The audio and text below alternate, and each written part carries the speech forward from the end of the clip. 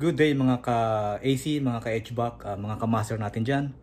Actually, ngayong araw na to, gagawa ko ng vlog regarding sa aking mga tools. Meron kasing isang subscriber natin, si Brad Elwincher Maniquez. Nag-request siya kung pwede ko raw i-review yung mga tools na ginagamit ko dito sa refrigeration, air conditioning, sa trabaho ko. So bali, ito yung mga tools na alam naman natin, ang tools is mahalaga sa pagpe-perform ng ating mga trabaho.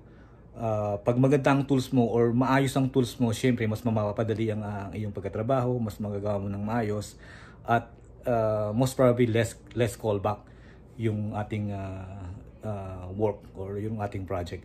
So samahan nyo ko para may-share ko lang kung ano yung mga normal na ginagamit ng refrigeration aircon mechanic technician na tools sa pang-araw-araw nating trabaho o paghahanap buhay.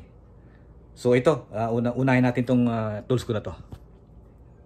Papakita ko sa inyo yung aking gauge manifold. So bali, siguro magkataka kayo bakit tatlong gauge manifold ko. Actually, aming company, nagpo-provide kami ng maintenance and service. So most of the time, yung unit namin is malaki. Minsan isang unit, 4 na compressor. So kung gagamit ako ng isang gauge manifold tank is abutin ako ng siyam bago matapos yung maintenance ko. Kadalasan kasi minsan sa isang building is 10. Kaya napilitan akong bumili ng gauge manifold. So ngayon, bali 3 gauge manifold ko.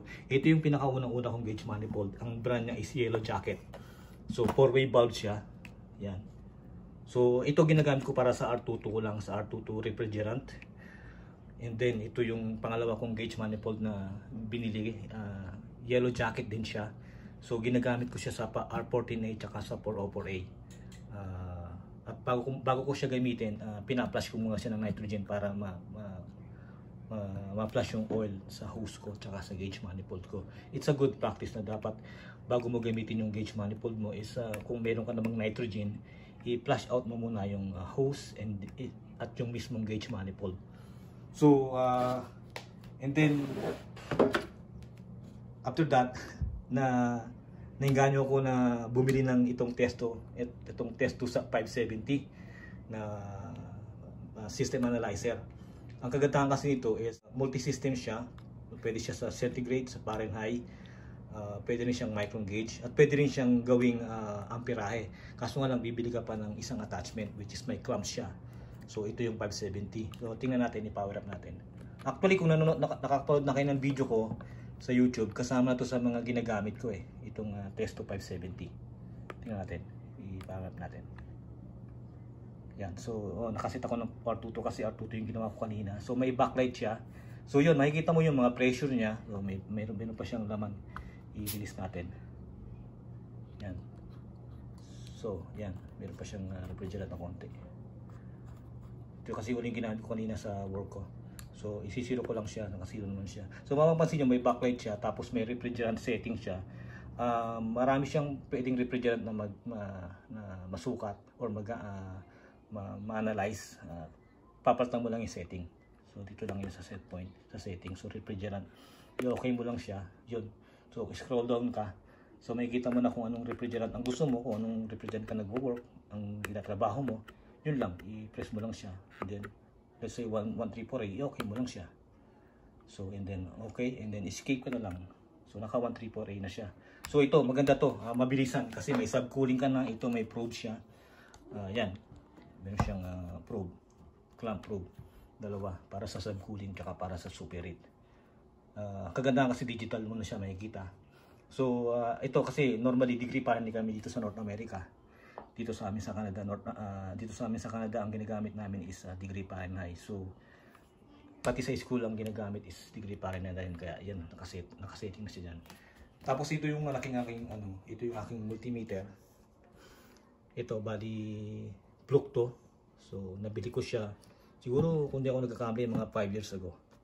So bali siya, Bluetooth, naka-Bluetooth na rin siya, Bluetooth operated. Ito yung pinaka main meter ko. Bali pwede kong makita yung mga reading ng ammeter, ng temperature dito sa main screen. So Kung hindi nagkakamali, mga 5 years na sa akin to. Matibay kasi ang plug. Actually, hindi sana ako bibili to kung di nawala yung isang plug ko na clamp ammeter na 902. So, yun. Ang plug kasi is reliable. Kahit sa lamig, kahit sa init, talagang maasahan mo sila. Matagal ang buhay. So, yun. So, yan. Yung plug na yan, ito yung temperature. Dedicated para sa temperature. And dedicated para sa ammeter. Sa clamp meter. O, amperahe. So, yan. Kompleto na rin sa setting. Mayroong DC, AC, Hertz, Volt, millivolts, millivolt AC, in millivolt AC. Tapos meron siyang capacitor, diode, resistance, and microamps, Hertz. So yan. So multi-system na rin siya.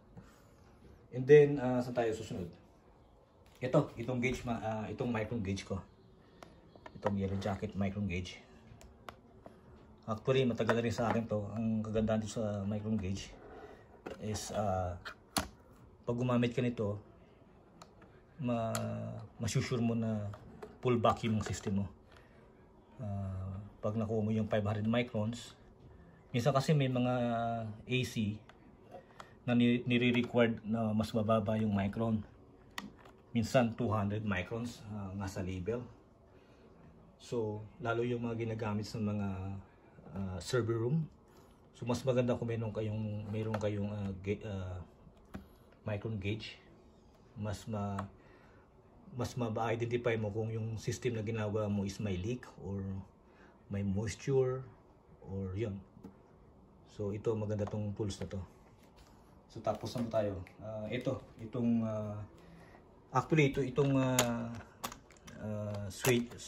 flaring tools and swaging tools na rin. Ito yung unang tools ko na nabili. And then mayroon na kasamang tube cutter. Tapos itong flaring tools ko, pwede mong palitan tong attachment. Magiging swaging tools siya. Hanggang 3/4 siguro. 3/4 pipe. Yan. Alam ko yellow jacket din to eh. Hindi, Imperial. Imperial yung brand niya. So bali ito yellow jacket. Patayin ko muna to. Maganda kasing yellow jacket eh. Kasi ang kagandahan nito, itong unang gauge ko, hindi pa ako nagpapalit ng gauge mula nung nabili ko. 10 years na ako dito sa Canada. Hindi ko pa napapalitan to. So reliable talaga tong yellow jacket. 4-way valve siya. So 4-way valve, ito yung vacuum mo. Kasi vacuum namin dito ay 38 hose. Ito yung ginagamit namin sa vacuum. 38 hose. Pwede rin yung 1/4 inch. Mayroon siyang attachment. Ito yung sa refrigerant ko. High side hose, high side, and then low side hose. Same thing dito sa isang gauge manifold ko. Puro 4-way valve kasi minili ko kasi mabilisan. Ikabit mo na lahat ng mga hose mo, vacuum, and then tanke o refrigerant tank, on the go na. So yun. Tapos ito, kung mapapansin nyo, dalawa yung flaring tools ko. Ang kagandahan dito sa yellow jacket, ito yellow jacket din to eh. Yan. Kung di ako nagkakabali, ang bili ko dito nasa kulang-kulang 200. Ganun. So, yan. Ang kagandahan nito, nagkiklik siya. Nagkiklik tong yellow jacket na to. Pagka finish na yung pag-player mo, nagkiklik siya. May ipapakita ko sa inyo. Tapos hanggang hanggang 3/4. Siguro ipakita ko na ngayon kung paano mag-player dito sa yellow jacket na to. Tapos meron akong reamer. So, kailangan ng reamer natin kasi lalo sa refrigeration, kailangan is malinis yung edge ng tubo mo kasi nagkukosto ng turbulence eh. Pressure drop, alam niyo naman ang pressure drop sa refrigeration is kalaban ng ng system. Yun, so kailangan malinis to. So check natin, pakita ko sa inyo yung paano mag-flare tong mayroon akong sample na maliit na tube. Ito 5/8. Ito is 3/8. So tingnan natin kung magugustuhan niyo ba yung pag-flare ito. Ano to, 3/8 copper tube. Dapat bago nyo i-flaring tools, i-flare, i-rim nyo muna yung inner part para mawala yung edge, yung pinagkatingan ng tubo. Yan. Yan. Kasi mas maganda talaga, good practice na i-reamer mo yung pipe kasi para huwag magkaroon ng turbulence or pressure drop, lalo na sa mga refrigeration. Maselang kasing refrigeration eh. So kailangan nalaglag pa. Nalaglag yung isang talim niya. So yan. Try natin tong yellow jacket na pairing tools. Paparinig ko sa inyo yung click niya. Pag nag-click siya, yun na yun. Tapos na. Hindi ka manghuhula. Kaya ito ginagamit ko pa nag-install ako ng mga ductless split system. So dyan, nandito naman yung mga number niya. So 1/4 inch, 5/16, 3/8. So 3/8 tayo. Yan, dito tayo sa image ko. Yan. So ganyan lang, oh. Konting konting angat na ng konti. Yan, siguro mga 1/8. Pwede na yun. Natin. Tapat natin. Tapos may lock siya dito sa side. Yan. Natin. Dapat nakalock siya sa side. May mga butas doon sa side eh. Ilock mo siya. Yan. Once na nakalock na, ilock natin. Okay, pag nakalock na, ikutin na ikutin hanggang mag-click. Tingnan tayo na. Yan, inikot ko na. Yan. So hindi ka manghuhula. Ang kaganda dito sa yellow jacket. Pag nag-click, okay na. Natin. Yun. Nag-click na, di ba? Narinig nyo?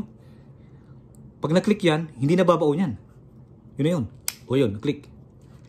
Hindi na siya babaon. O yan, yung nakalock na. Okay? Tingnan natin. Pag nag-click na ganun, ibig sabihin, tapos na yung flaring. Tingnan natin kung pasado ba sa inyo yung flaring. Kung maganda ba. Finish. Tingnan natin. Yung lock sa side. Sumobra. Sorry, sumobra yung ikot ko. Yan. First time ko kasing i-review itong tools ko para makatulong sa mga kababayan kung ano bang tamang ginagamit ng mga AC technician. Tingnan nyo, tingnan mo. Tingnan nyo yung flaring tool pagkatapos ng finish product. Di ba, linis? Kaya maganda, i-ano nyo muna, i-reamer nyo muna, i-reamer nyo yung inside part. Tingnan mo, linis Kaya nag-switch ako ng flaring tools. Dati ito ginagamit ko Imperial. Ngayon itong Imperial ginagamit ko pang swaging na lang kasi mas maganda yung resulta ng yellow jacket na flaring tools. Makinis. Talagang wala kang magiging problema dito. Tsaka kung ikakabit mo na to sa let's say sa discharge suction ng split system, ina-advise nila lagyan ng langis, refrigerant oil, para pag inikot mo yung flaring tools, hindi sasama tong pipe, para hindi siya matitwist. So yun, isang tinuturo sa school yun namin dito. So yun, 3/8. So ano ba? Sige, move tayo. Kung ipapakita sa inyo itong aking tube bender, ratchet type. Yellow jacket din to. Yellow jacket din ang brand niya. Yan, yellow jacket din. So ang size nito is hanggang 1/4 and then hanggang 7/8. So yun, malaki na rin. And then meron siya, ito yung attachment niya. Meron siyang size dito. Nakikita nyo? So itong attachment na to is para sa 1/2 inch and 5/8. 1/2 inch and 5/8. Yung kabila, tingnan natin. 1/4 inch and 3/8. 1/4 inch and 3/8. Tapos itong isang attachment is 3/4 and then 7/8, I believe. So yeah, 7/8. So madali lang tip ito. Pakita ko sa inyo. Pagkabit niya, so ito yung handle niya. Let's say gagawa ka ng itong maliit ang gagamitin mo, kabit mo lang siya ganun. Yan, hanggang sa mag-lock. And then ilagay mo na yung bender mo, itong attachment. Let's say titira ka ng 3/8, magbibend ka ng 3/8, salpak mo lang dyan. Pag nag-snap na siya, good to go ka na. Ang kagandahan dito, kung saan ka mag-offset, dito mo lang mag-offset ka. Yung marking mo, igitna mo lang siya. Yun na yun. Igitna mo lang dito, yung marking mo, igitna mo lang. Yun na magiging bender mo. So ang gagawin mo is ratchet ka lang ng ratchet. Yun lang siya. Hanggang sa mag-stop. Ikaw na mag-adjust kung gusto mo 90 degrees, 45, o yung 30, Kung anong requirement mo na offset, ikaw na bahala mag-adjust. Yun, so lock na siya doon. So yun, ito yung ginagamit ko pa, nag-install ako ng mga split system, air conditioning, tsaka sa mga refrigeration, cooler, freezer. Yan. Ito yung ginagamit ko. So yun. Okay, so move on tayo. Yellow jacket. So matagal na rin sa akin to. Itong ano na to, siguro 10 years na sa akin to. 10 years ko na ginagamit, so walang problema. At saka ano pala, tip lang siya. Ito, ang ginagawa ko dito, pag magbe-bend ako, nilalagay ko ng langis. Para pag nag-bend ka, yung pipe is smooth siya, na mag-slide. Maiwasan yung dent, yung bend. Lagay ng langis. Siguro kahit alin naman brand, pwede nyo i-apply yun eh. Yun. So, okay, move tayo sa next tools. Bali pala itong tool set na to, tinatanggal ko lang to. Itong nakita nyo to. Pang pairing tools kasi. Tatanggalin ko lang to. Pakita ko sa inyo. So bali kung gusto mo niyang i-convert ng swaging tools, tinatanggal ko lang to. And then ito na yung attachment niya. Yan. I-screw mo lang siya. Ito yung pang 3/8, quarter inch. Tsaka mas maliit pa. Yan lang. Same thing dito sa 3/4 ko. Tanggalin ko lang yan. Balik natin doon. Yan. Ito yung pang 3/4. So yun. Pero itong tools na to, ginagamit ko lang siya pang swaging na lang. Kasi ang ginagamit kong pang player, ito yung nabanggit ko sa inyo kanina, itong yellow jacket. Kasi magandang resulta ng pagka-player niya. Okay? Balik natin to. And then, meron akong tube cutter dito. Itong rigid siya, tube cutter. Ito pang ilan ba to? Pang 1/8 to 11, from 1/8 to 1 1/8 pipe size. Ito, meron akong pandukutan, pang masikipan. Ang size naman nito is from half inch, pang quarter inch to 7/8, malabo na ilong. So yun. Tapos ito, nakita nyo to? Regulator to para sa nitrogen. Para kung magpa-purge ka, mag-flush ka ng system, kailangan mo ng regulator sa nitrogen. Kasi yung actual nun is nasa 2,000 pressure, may get. Yung laman ng tangke, 2,000 something. Hindi ako nagkakamali. O more than that pa. So yun, para ma-regulate mo yung pressure na gusto mong ilabas papunta sa system mo, kailangan mo gumamit ng itong regulator sa nitrogen. Anong brand ito? Turbo Torch. Yung kung meron sa Pilipinas itong Turbo Torch. Yan, ito yan. So, ayun, nakita nyo, nitrogen. Pang nitrogen lang siya. Yan, nitrogen lang siya. Okay, ano ba? Okay, so ang bali next na ipapakita ko sa inyo mga ka-master, ka-AC, ka-HVAC. Itong aking refrigerant leak detector. Kita nyo? Yan, ang brand niya is Inficon. So matagal na sa akin to, 10 years na. Rechargeable siya. Yan, no? Actually, kinacharge ko siya kanina doon kasi nalobat ako kanina. Rechargeable siya. So ang refrigerant na kaya niyang ma-detect per year. Ito tingnan natin dito sa book niya. Per year Saan ba yun? Pakita natin yung spec niya.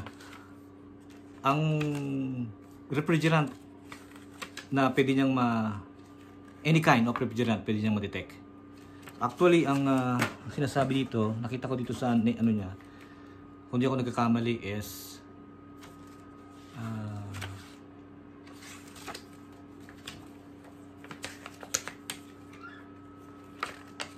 wala yata yung isa.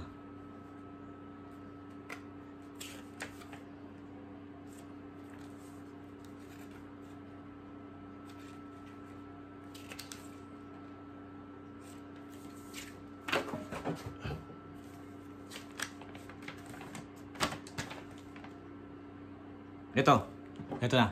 So, ang kaya niyang i-detect na refrigerant leak, ang sabi dito sa manual, is 0.10 ounce per year sensitivity. So, napakaliit.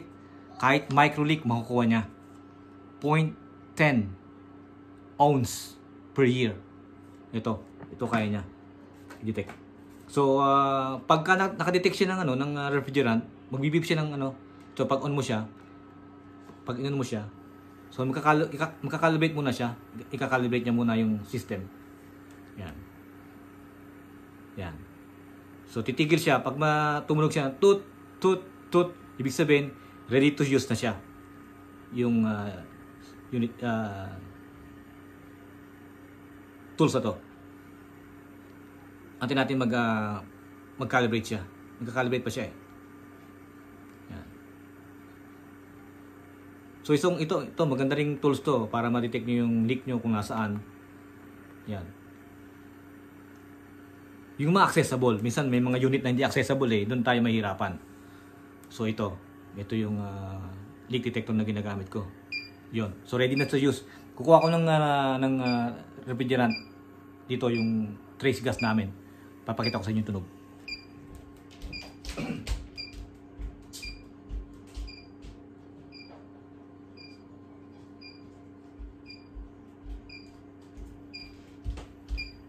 Ito, pakita ko sa inyo ha. Bubuksan ko yung vapor ha. Ang tunog niya, tinan mo. Yun. Yun. Ibig sabihin, nakadetect siya na leak. I-clear natin. Clear natin siya. Ayan. So, pag tut, ready to use ulit. So, yun yung signal or sign na may leak. May leak siyang na-detect.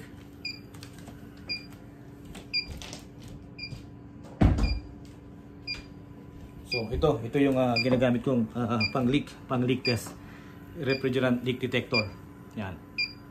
Isa rin itong magandang tools na dala nyo sa inyong mga truck o sa inyong mga tool bag. Turn natin. Oh, namatay.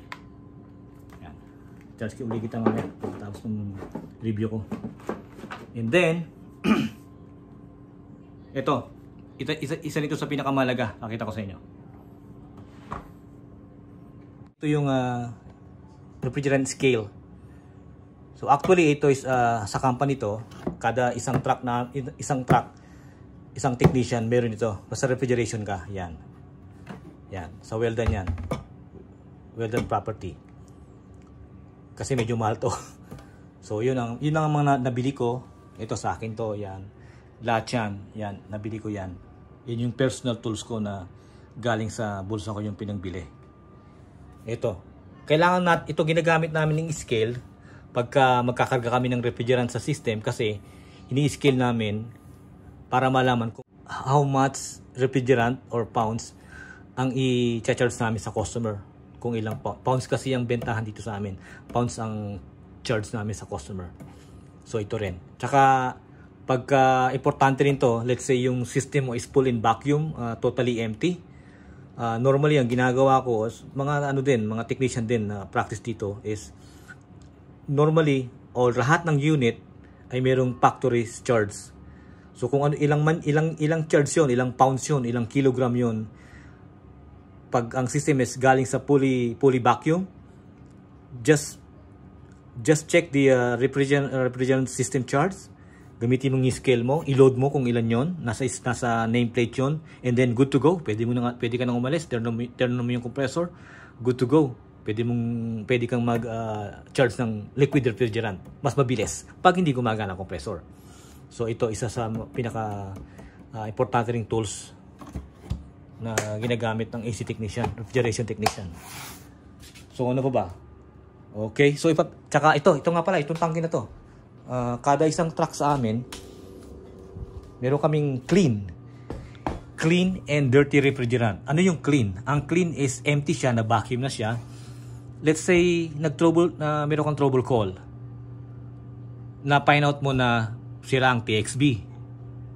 So, yung clean tank, yun yung ginagamit para ma-recover yung gas na kasi ibabalik mo pa sa system. Yun. So, meron kaming clean tank. Ang clean tank is nire-recover mo yung gas sa unit na ginagawa mo at matapos ka, ibabalik mo ulit. Yun yung isang tangke na meron ka dapat sa service mo. So, may clean tank ka. Yung isa naman is dirty tank. Ang dirty tank, let's say, magpapalit ka ng system, change out, rooftop unit or AC split system. dun ilalagay yung dirty refrigerant kasi yun is binabalik namin sa supplier para i-reprocess para gawing bagong refrigerant. So yun, kasi bawal magtapon ng refrigerant dito. So yun ang ginagawa namin. So meron kami dalawang refrigerant tank, clean and dirty tank. So yun pa. Tapos meron pa ako dito pa naman yung recovery machine at vacuum pump. So kada isang service truck namin is ito sa company to. Yan, dalawa na yan. So kasi medyo mahal na to. So yun, ito yung recovery machine and vacuum pump. So importante meron ka nito. Hindi pwedeng mawala to sa truck mo pag nagse-service kami. Meron ka talagang dapat recovery machine and then vacuum pump. Yan yung mga tools na ginagamit namin dito sa kung nasaan kami sa lugar namin. Yan yung mga tools na makikita mo or para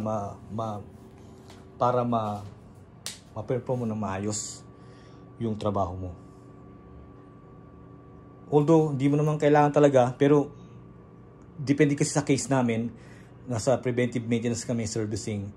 Kagaya yung sinabi ko sa iyo sa simula ng video na to is yung unit namin sa rooftop is minsan 10, more than 1. And then pag gagamit ka ng isang gauge, isa isang unit, 4 na compressor, buti ka na siyam, baka maghapon di ka patapos. Minsan 8 hours lang yung tasking, 8 hours lang yung maintenance. So, kaya napilitan akong bumili ng gauge. So, ang ginagawa ko, papadalhin ko yung compressor, ikakabit ko na yung gauge manifold ko and low support, lipat. So may mga rin ako mga set of hose. Yan. Ito yung pang vacuum ko, 3/8. Tapos ito yung mga tools ko. Yan. Yung mga laman ng tool bag ko. Yan, meron akong level, impact. Itong mga nut driver, 3/8, 5/16, quarter inch, and short quarter inch, 5/16, and then may Robinson ako. Ang tawag sa amin dito Robinson, square yung dulo. Yan, number 1. Number 2 Robinson. Yan. Robinson tawag ito. Puro Klein tools tong mga tools ko. Ito yung flat screwdriver ko and Phillips. And then meron ako ditong mahaba.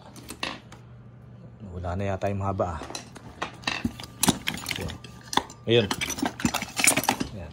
Ito. Yan. Ito yung mahaba. Flat screwdriver. And then siyempre may Allen key ako. Ito yung inches. And then metric. And then side cutter. Plier, long nose, and then brush. Tapos ito, wire stripper. Yan. Yung ginagamit ko. Tapos yun, may mga maduming gamit ko. May meter, tape measure. Ito, panlinisan tubo. Yun, 1/2 inch. Tapos weight adjustable. Yan. And then channel lock. Yan, channel lock. Pang hawak ng mga made na bagay. Compressor, pambuhat ng compressor, pwede ito. Yan. So yan yung mga common tools no, so nakalagay sa aking bag. Basic lang naman siya. Pero itong gamit itong mga to. Yung mga nut driver na yan. Yan. So yan. Ito yung makikita mo rin sa mga technician dito sa amin. Yung mga common sizes na yan. Tapos may magnet ako to, magnet, yan. Ang kuha ng mga tools, nalaglag ng mga screw, nalayuan, yan, magnet. Yan. Ano po dito? Yan. Ito ziplock, leak lock, pang sa mga thread sealant. Yan. Tapos oiler. And then, ito, 5/16 na maiksi. Tapos meron ako dito Pakita sa inyo. Meron pa ditong isa. Ito may blade, extra blade. Babay yung papakita ko sa inyo. Ito.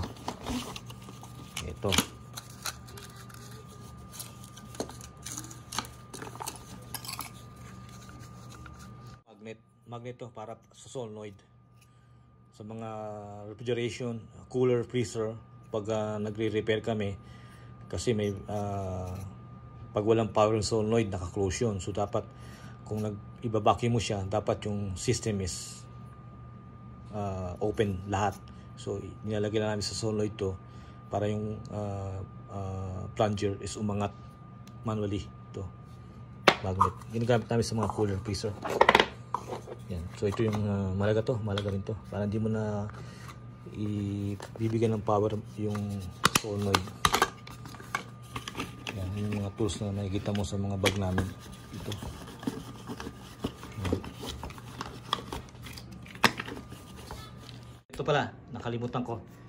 Ito yung isang clamp probe ko. Ginagamit ko to para dito. Yan. Para kung ang gagamitin ko itong gauge ko na analog or pointer type or needle type, ginagamit ko to para makuha ko yung superheat subcooling in manual way. Ito. So kailangan ko ng siyempre yung PT chart. So yung PT chart kasi may, kalimutan ko lang magdala, mayroong binibigyan supplier namin. Talagang table siya na doon lang yung mga refrigerant type, klase ng refrigerant, pressure and temperature. As a technician dapat meron ka nun. Pero ngayon high-tech na tayo. Sa cellphone ko merong PT chart eh. Ipansin ko lang yung pressure, temperature. So ibibigay niya kung ano yung subcooling and superheat. So alam niyo naman siguro yung PT chart sa online, makikita yun sa internet. Tsaka ito iniinom ko to, barley. Pampalakas. So issue lang. So napansin niyo siguro yung hose ko is may bulb dito sa suction hose and bulb din sa discharge hose. So kasi kung wala kang bulb dito, it's pure hose lang ang mangyayari. Kaya ang tendency kasi pag hinukap mo to sa system at tatanggalin mo na yung refrigerant sa discharge side, which is liquid in vapor or gas, matatapon pag tinanggal mo. Pag tinanggal mo sa system o unhook mo sa system, right away matatapon yung gas. So kung na-fully charge mo na siya, siguro kung hindi ako nagkakamali, itong hose na to, laman ito, or 8 ounces, I'm sorry, half pounds, more or less. 8 ounces. So, from the time na tinanggal mo yung hose, is na-lose charge ka na. So, kaya meron kaming bulb dito, is, pag natapos na yung system pressure namin, or system charging, kino-close ko lang to. Pag nakabit pa sa system, close mo lang to. Close mo lang siya. Yan. And then, i-bleed out mo na. Ibalik mo tong laman nito sa system by opening this one and opening this. So, pag nag-equalize na yung suction mo tsaka discharge mo, it's time na pwede mo nang tanggalin yung hose. It's mean, yung liquid refrigerant dito is naibalik mo na sa system.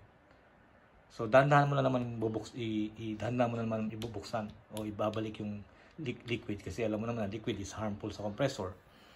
So ganun lang. Kaya may bulb dito, importante ito. Pag-purge ng refrigerant back to the system. So yan. So isa rin siguro to na pwede nyong idagdag sa inyong mga tools. Yan, itong bulb na to, hose bulb. Yun mga ka-AC, mga ka-ACEBAC, ka-master. Napakita ko na yung mga tools ko na ginagamit ko pang-araw-araw na trabaho.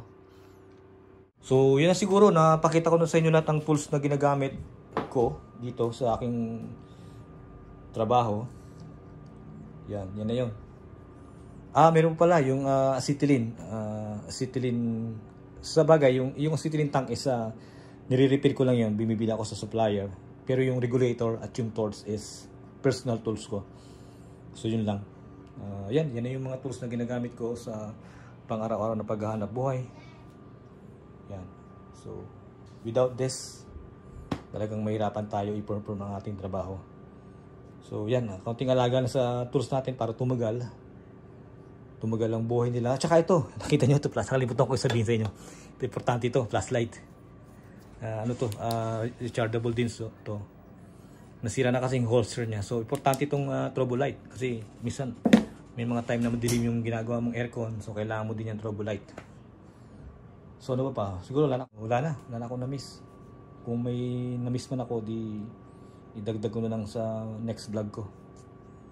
Salamat sa ating mga subscriber na nag-subscribe sa aking YouTube channel. Sana dumami pa kayo. Yan, kung meron kayong mga tanong, pwede kayong mag-leave comment sa aking YouTube channel. Okay, so hanggang dito lang siguro mga ka-HVAC, AC, ka-master. O sana nagustuhan nyo itong review ng mga tools ko. Hopefully na satisfied kayo, nagustuhan nyo yung tools na ginagamit ko. At magkaroon kayo ng idea kung ano yung mga tools na dapat maipon natin or ma-invest natin para mapagaan yung trabaho natin. Mapadali, less callback, less, alam nyo na, ibig sabihin, masatisfied yung ating mga customer. Kasi ito na yung buhay natin na magkaroon ito na yung buhay natin bilang AC technician, refrigeration. So, sana, kung nagustuhan nyo, nakatulong sa inyo itong video na to, please don't forget to subscribe my channel and share and like and leave comment. Thank you. Have a good day. Mabuhay.